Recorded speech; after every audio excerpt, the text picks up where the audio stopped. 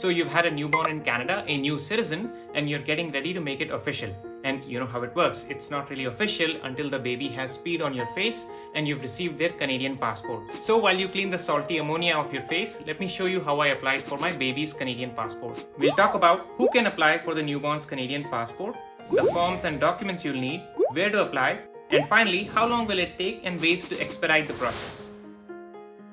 So you'll start here. This is the official instructions page for the passport application of your child. I'll link it in the description below.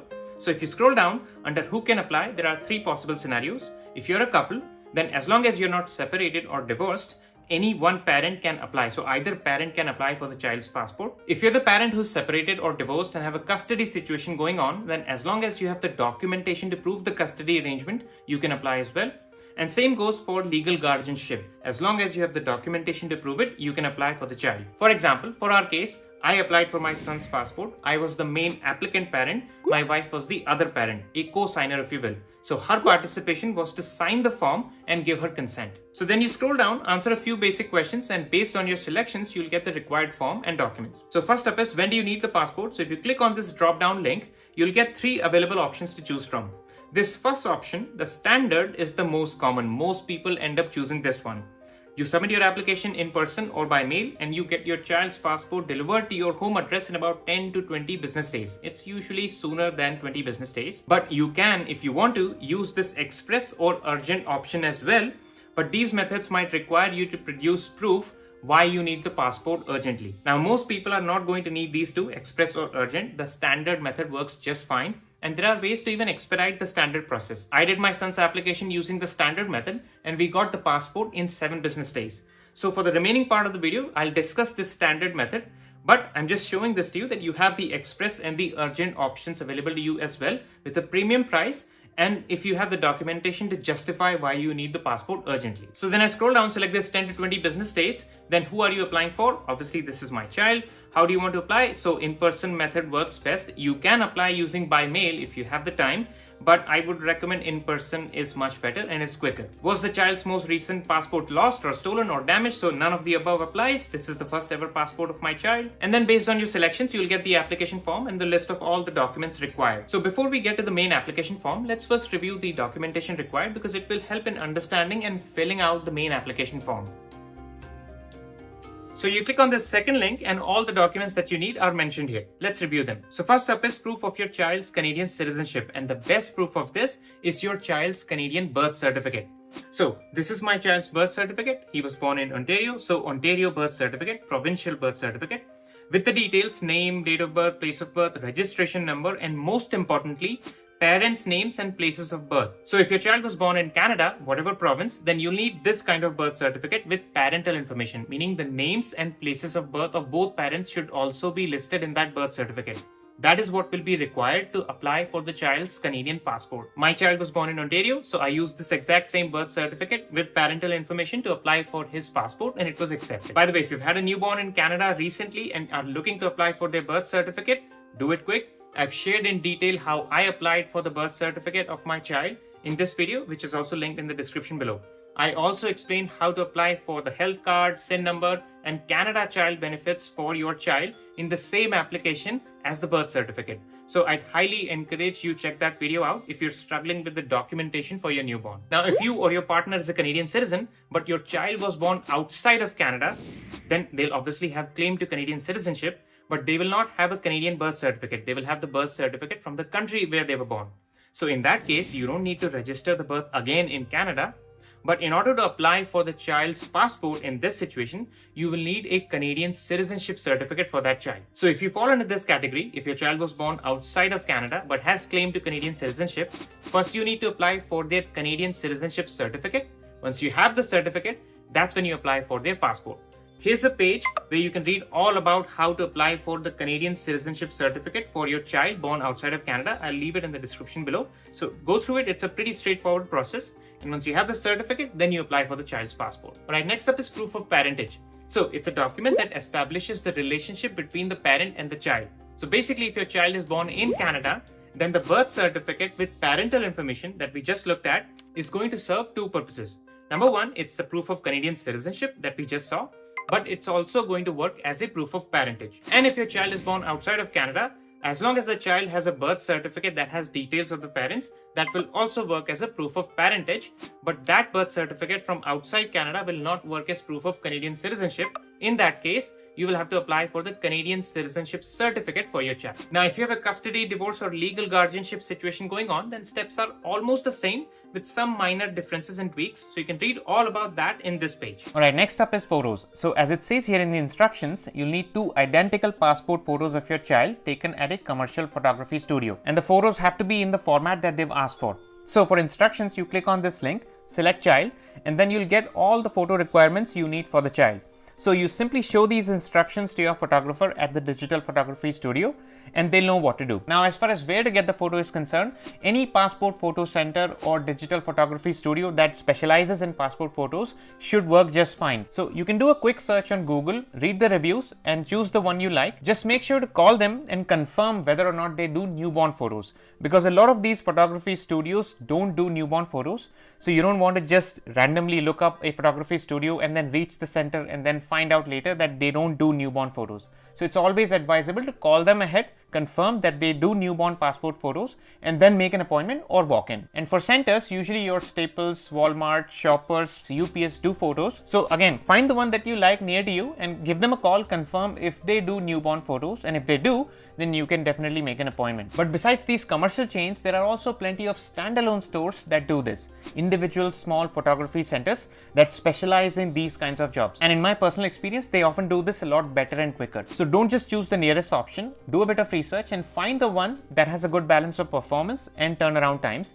and then choose that. Even if you have to travel a bit farther out, it will be worth it. Now, as far as the photos are concerned, you need 2 of these identical, and on the back of one photo, you need the name and complete address of the photography studio and the date the photo was taken.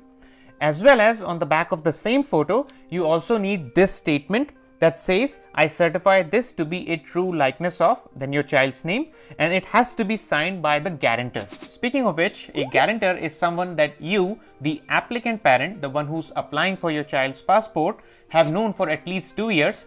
They are 18 years of age or older, they are a Canadian citizen, and their passport is valid or has not been expired for over a year. Now, this guarantor can be your friend, family member or relative as long as they meet the eligibility conditions, but you yourself, the applicant parent, the one who's applying for the child's passport, cannot be the guarantor. For example, me and my wife are both permanent residents, so neither one of us can be the guarantor because neither one of us is a Canadian citizen.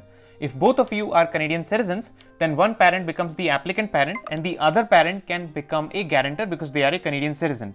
If only one of you is a Canadian citizen, then the parent who's not a Canadian citizen can apply for the passport and the other parent who's a Canadian citizen can become the guarantor. So for our son's application, I had a friend who I had known for 5 years. She's obviously above the age of 18. She's a Canadian citizen. So I asked her to be the guarantor for our son's passport application and she very kindly agreed. So we had our guarantor sign the back of one of our child's photos, this photo, which already had the name, address of the photography studio and the date the photo was taken, and this line that says, I certify this to be a true likeness of, then our child's name. So we had our guarantor sign right below this line, and the name of the guarantor does not need to be printed here. That comes in the application form. So don't miss this part. Make sure your guarantor does this. So coming back to this main application page, you click on this link to download the main passport application form. You will open this in the Adobe Acrobat Reader. It's a PDF form. It's called PPTC 155 General Passport Application Form. As you can see, the current version is November 2023. So here's your application form. Now, before you start filling it out, I'd highly encourage click on this read instructions button and go through these instructions really slowly and carefully. We've already talked about this in the video, so I'm not going to repeat myself, but to be sure, make sure you read these instructions, and if any particular specific case applies to you, make sure you follow the documentation correctly. So now scrolling back up, to fill out the information, you can either type it using your computer or laptop keyboard, or you can even print out the form and write the information using a black or a blue pen as mentioned here. Either method works, typing or writing. whichever you're comfortable with. So I've already filled this out for you. I'm just going to go through this quickly. So first up is child's information, the newborn's information. So the last name, first name of the child that you want to appear in the passport, then place of birth, city, country, province, date of birth, all pretty straightforward.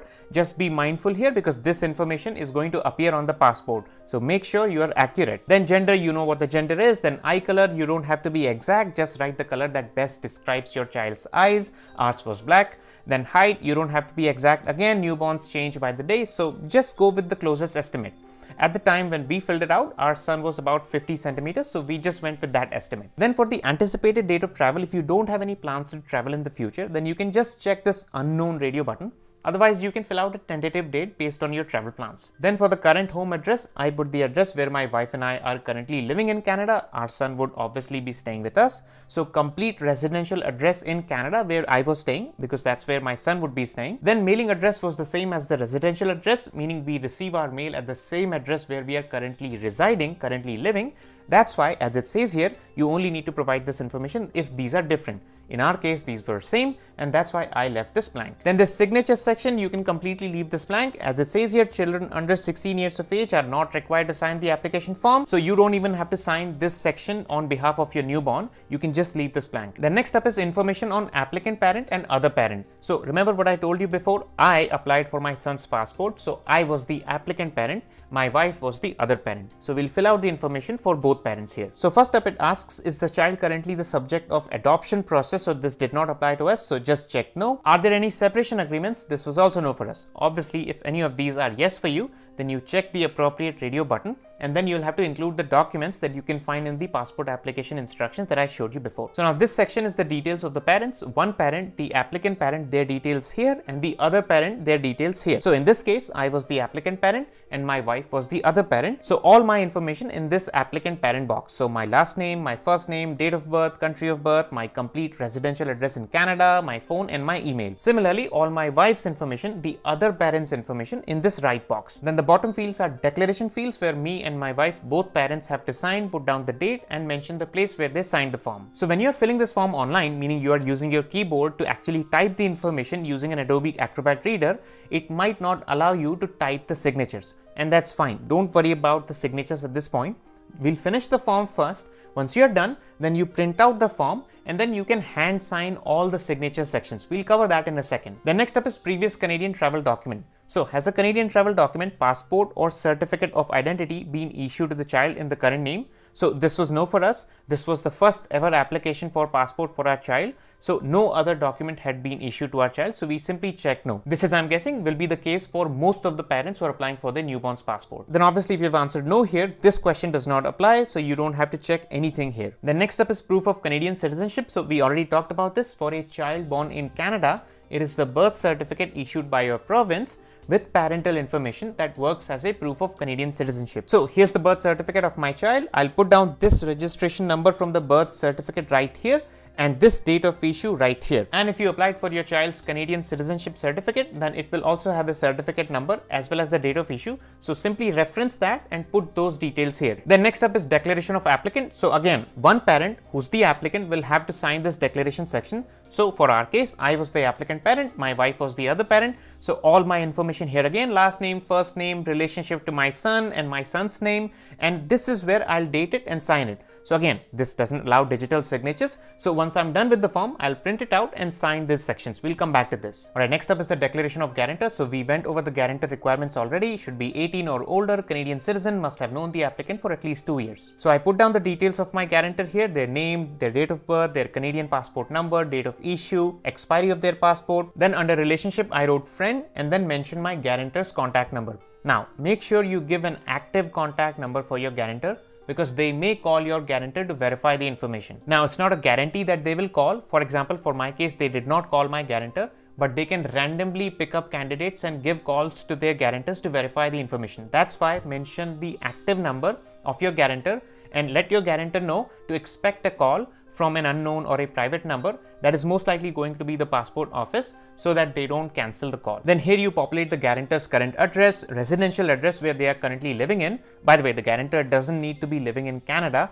As long as they meet the requirements of a guarantor, they can be anywhere in the world. Then name of the applicant. So I'm the applicant parent applying for my son's passport. So my name here, then the full name of my child. And then this section is meant for the guarantor signature. So you have to leave it blank. Once you finish the form, print it out, then you take this to your guarantor, get the signatures done. Then next up is emergency contact information. So this is optional. You can leave it blank. Then you scroll down, then this is credit card information section. You don't need to complete this if you're applying in person, which most people end up doing. And now the form is pretty much complete. So do a quick review, verify everything is filled out correctly.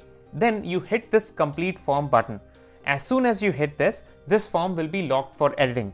So you can no longer edit information or fill information out in this form once you hit this complete form button. So double check, triple check everything before you hit this complete button. Now the final section is signatures. So once you're done filling out the form, you simply print it out and you sign the respective signature sections. So here's the first signature section meant for the parents. So the applicant parent, me in this case, will sign and date here and mention the place that I signed it. And the other parent, my wife in this case, will do the same in this right box. Then scroll down, section 5, declaration of the applicant. So I will sign and date here again and mention the city again where I signed it. And by the way, for signatures, you can just hand sign using your black or blue pen. You can similarly write the date and write the name of the place where you signed the form. It doesn't matter. Then section 6, this is for the guarantor. So I took this to my guarantor. She mentioned the number of years she had known me. So she mentioned 5. Then she signed it here again using her pen, dated it and wrote the name of the city that she signed it at. And that's it. The application form is complete.